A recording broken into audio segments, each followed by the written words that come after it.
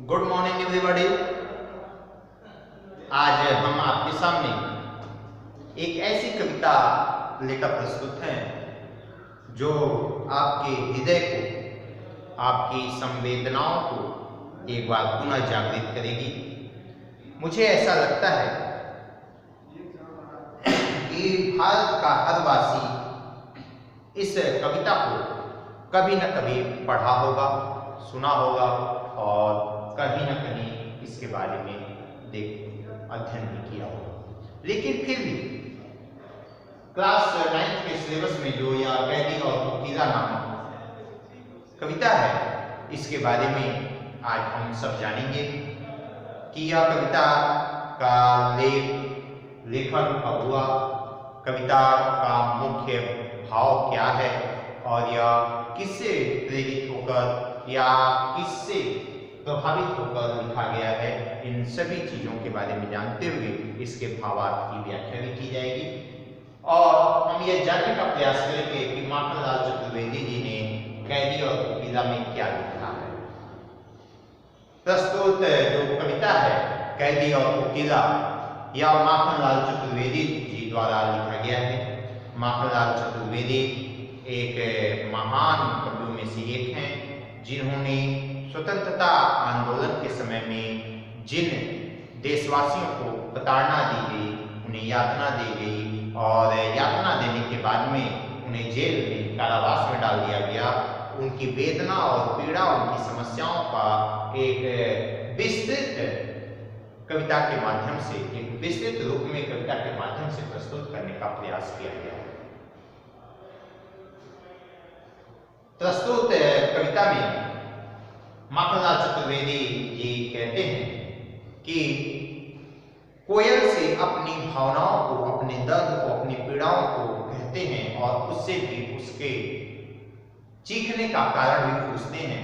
आइए इन सभी बिंदुओं को इस कविता के माध्यम से अध्ययन करते हैं। हमने इस वीडियो में केवल 2 पैराग्राफ लिया है।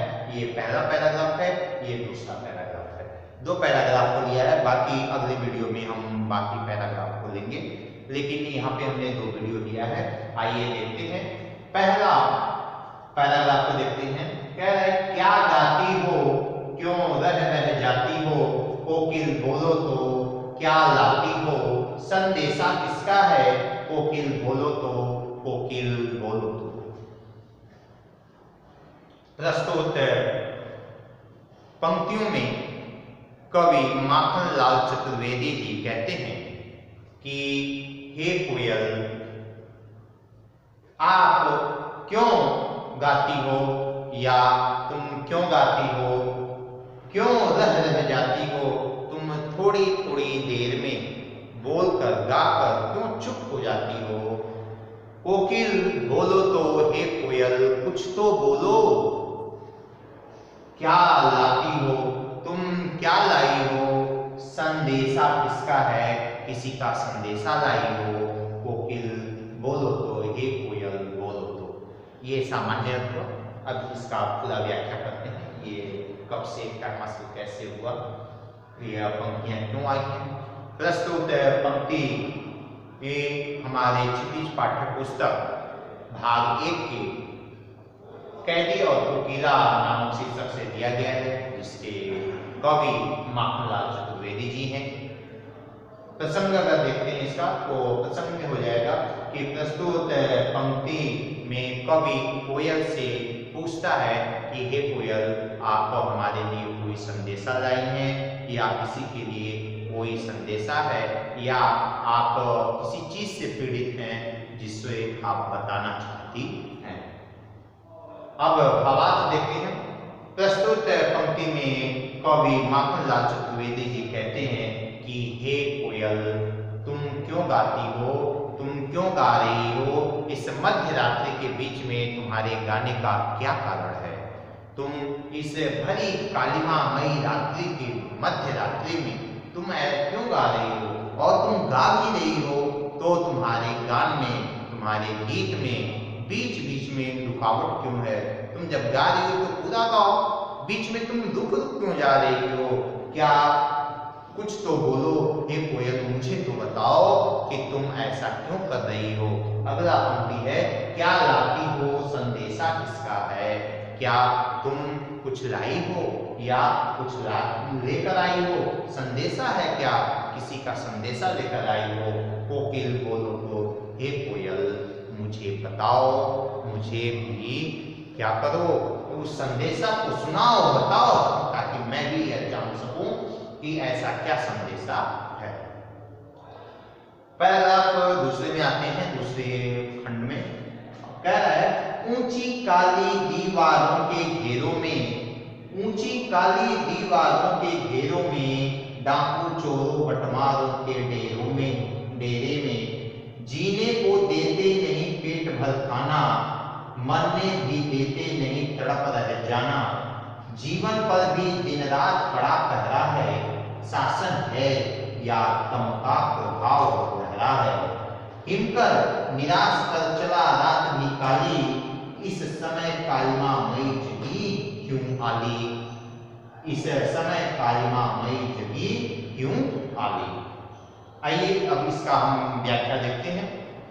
इसका भी संदर्भ वही होगा, प्रसंग वही होगा, व्याख्या जो होगा, भावार्थ जो होगा वह थोड़ा सा बदल जाएगा।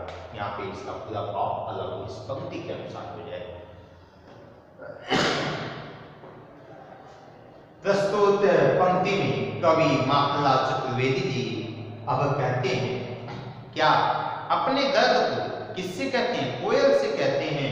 क्या ऊंची काली दीवारों के घेरों में, कवि कहाँ बंद है, जेल, कवि कहाँ है, जेल में। अब जेल में वह अपने जेल का वर्णन कर रहे हैं, वहाँ पे जो विभिन्न समस्याएं हैं, जो स्वतंत्रता संग्राम सेनानियों के साथ घटित हो रही हैं, जो उनके जीवन के साथ जुड़ी हुई हैं जो समस्याएं, उसका वर्णन कर रहे हैं इन पंक्तियों के माध्यम से। कह रहे हैं ऊंची काली, ऊंची यहाँ पे ऊंची शब्द है, ऊंची मतलब ऊंचा, काली दीवार, काली मतलब काल की कोठरी वाली दीवारें, मतलब एक तरह से जेल की जो बाहरी दीवारें हैं वह काली दीवारों के घेरे में मतलब जो उसकी चार दीवारी है, चारों तरफ से जो जेल का पूरा बाउंड्री एक तरह से कह सकते हैं या बाहरी दीवार कह सकते हैं, वह क्या है, ऊंची ऊंची हैं, इतनी ऊंची हैं कि उसे पार करना भी बहुत मुश्किल है, सामान्य व्यक्ति के लिए थोड़ा कठिन है, कठिन नहीं कह सकते, बहुत कठिन है।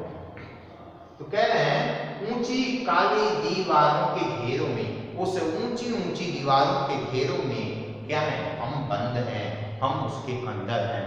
और डाकू डकैत जो डाका डालते हैं, चोर जो चोरी करते हैं, बट मारो यहाँ मीनिंग दिया है मैंने, रास्ते में यात्रियों को लूट लेने वाला, बटुआ मार जो जेब कतरा होते हैं, जेब काट लेते हैं उनको।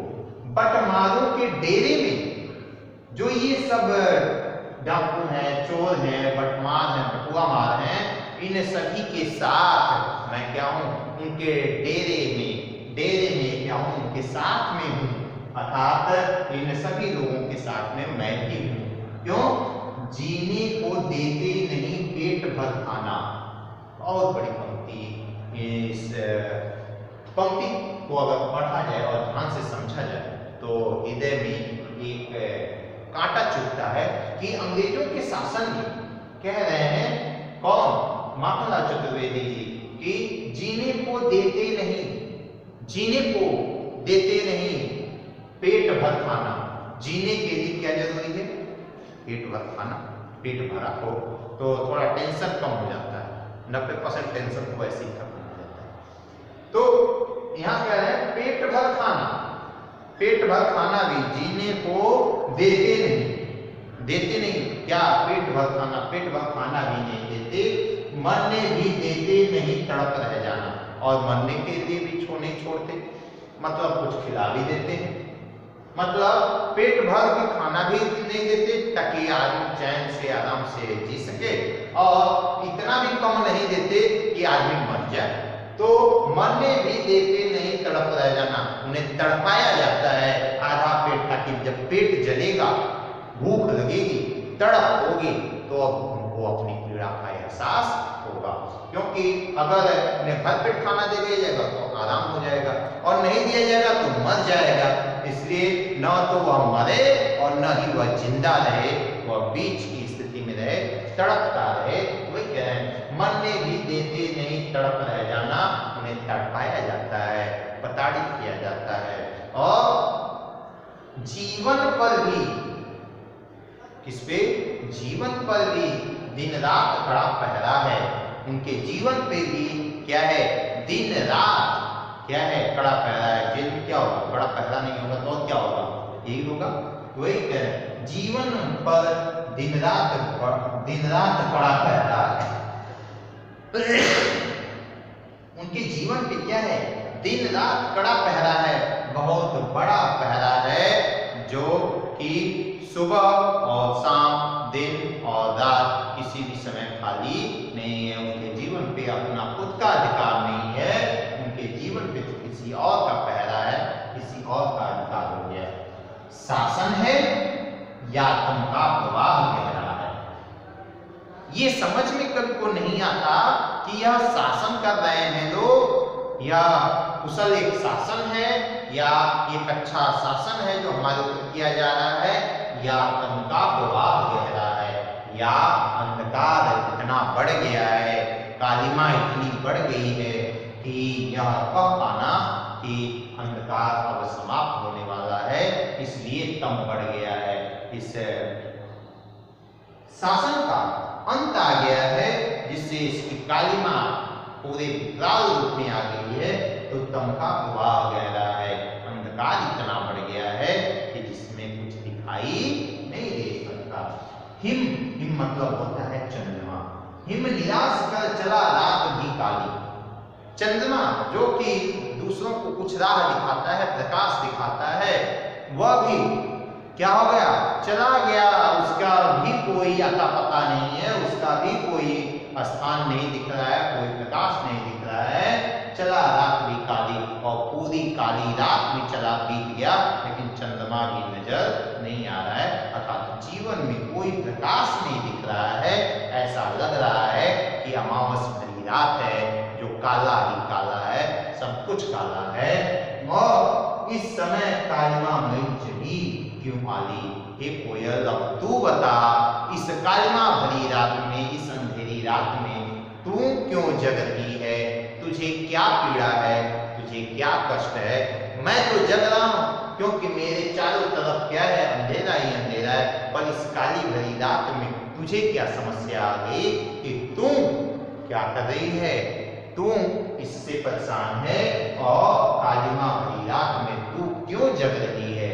अर्थात प्रस्तुत है पंक्ति में कवि बड़े मार्मिक ढंग से शब्दों का चयन करके इस कविता को पूर्ण किए हैं, और ऐसा प्रतीत होता है कि यह कविता नहीं, उनके हृदय की वेदना है, पीड़ा है, कष्ट है, जो कविता के माध्यम से बाहर निकल रहा है, और यह वास्तविक रूप से हृदय को कचोटने वाला है, पीड़ा देने वाला है। क्योंकि जब अंग्रेजों का जो शासन था, वह शासन न के अत्याचार का रूप धारण कर लिया था, तब ऐसी परिस्थितियां आ गई थी हमारे देश में कि हर क्रांतिकारी, हर देशभक्त देश को सर्वोपरि मानने लगा, और अपनी जान को तुच्छ समझने लगा कि इसका कोई कीमत नहीं है, देश सर्वोपरि है, हम नहीं। इसलिए उसने अपनी जान को भी दांव पे लगा के इस देश की रक्षा के लिए अपने प्राणों की आहुति दी। उसी में से माखनलाल चतुर्वेदी ने पंक्तियों के माध्यम से अपनी यादों को पिरोने का कोशिश किया गया है। उन्होंने अपनी यादों को इसमें पिरोया है, जो कि पढ़ने योग्य है। मुझे उम्मीद है कि आप सभी इन सभी पंक्तियों को पढ़ेंगे, इसके भावार्थों का अध्ययन करेंगे, और आप निश्चित रूप से एक ऐसे कवि की भावनाओं को, संवेदनाओं को, पीड़ा को आप समझ सकेंगे। आज के लिए इतना ही। बहुत बहुत धन्यवाद।